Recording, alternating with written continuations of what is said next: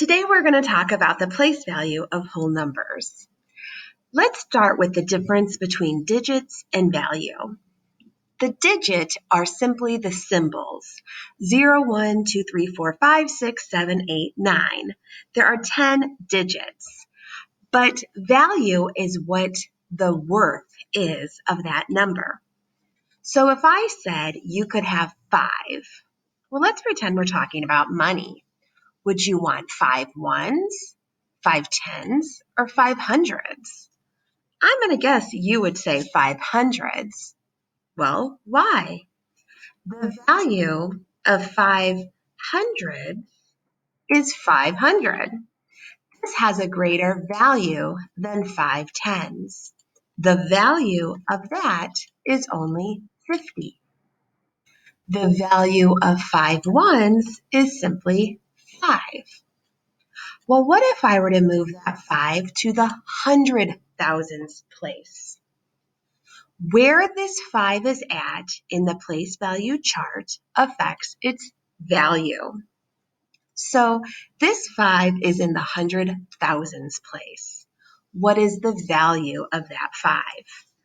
500,000. What if I put the 5 in the 10 millions place? What would the value then be? Yes, 5 10 millions or 50 millions. Let's spend a little time just talking about how to read larger numbers. Sometimes kids get a little confused with this. There are different periods that our place value chart is divided into to make it easier for us. We have the ones period, the thousands, the millions, and if I were to keep going, the billions and the trillions and so on. And what's great is that we have this repetition here, ones, tens, hundreds, 1,000s, 10,000, 100,000s. In our thousands, 1 millions, 10 millions, 100 millions, in our millions period. And we separate these periods by commas, which is kind of funny. And so we always read one period at a time. So let's look at this number. In our millions, we have 5. When you get to the comma, you always read the name of the period. So 5 million. Then we'll just read these 3 numbers. 845. Here's our comma. It's the thousands period. And then we read the last 3 digits. 621. We always need 3 digits inside each period.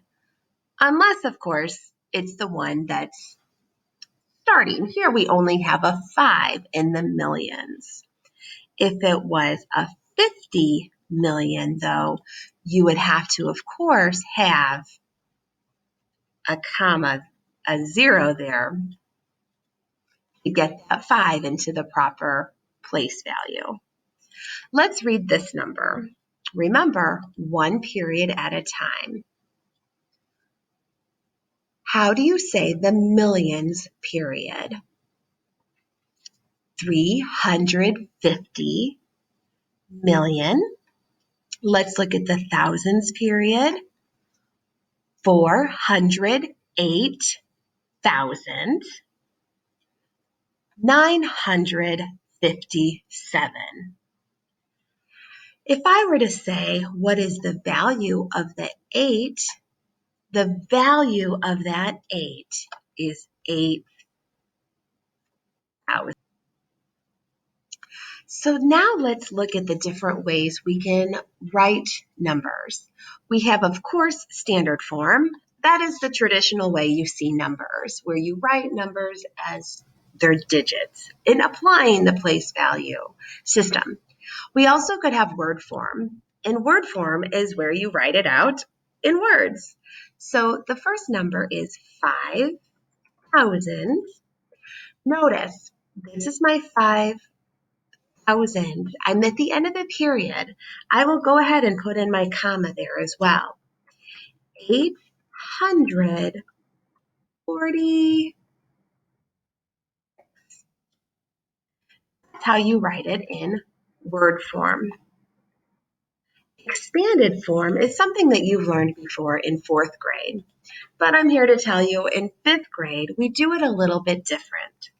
We look at it, instead of saying 5,000 plus 800 plus 40 plus 6, that's what you were taught, and that is correct.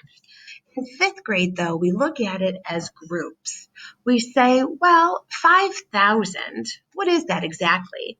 That is 5 groups of 1,000 plus 800, 8 groups of 100 plus 40, 4 groups of 10 plus 6 groups of 1. That's how we do expanded form. We'll do some more examples of this in class with your teacher.